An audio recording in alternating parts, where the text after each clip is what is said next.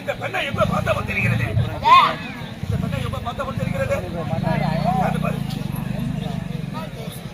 ஐயோ